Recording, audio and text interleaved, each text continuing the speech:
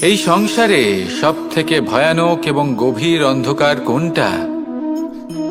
সেটা যখন মেঘ সূর্যকে ঢেকে দেয় এবং সংসার অন্ধকারাচ্ছন্ন হয়ে ওঠে, নাকি তখন যখন সূর্যাস্তের সময় ঘনিয়ে আসে, সূর্য ঢলে যায় এবং এই সংসারে অন্ধকার ছেয়ে যায়, নাকি সেই অমাবস্যার রাত্রি যখন চতুর্দিকে ঘন অন্ধকার থাকে এবং চন্দ্রমার প্রকাশ কোথাও থাকে না?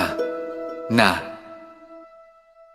এই সংসারে সব থেকে বেশি ভয়ানক অন্ধকার হলো মানসিকতার অন্ধকার।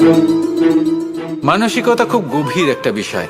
এই মানসিকতাই সত্যের রূপ ধারণ করে এবং আমাদের এই মানসিকতা এবং বিবেকে একটা সূর্য থাকে।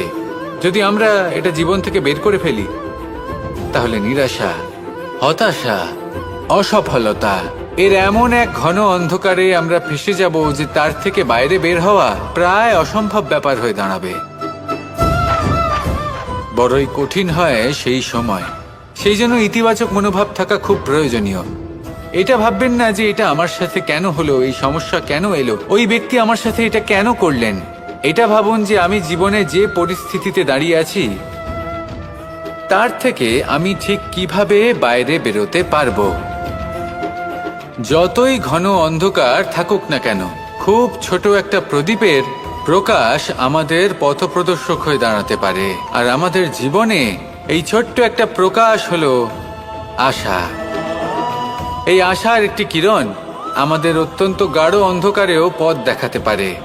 তাই এই আশাকে সবসময় মনে প্রজ্বলিত করে রাখুন।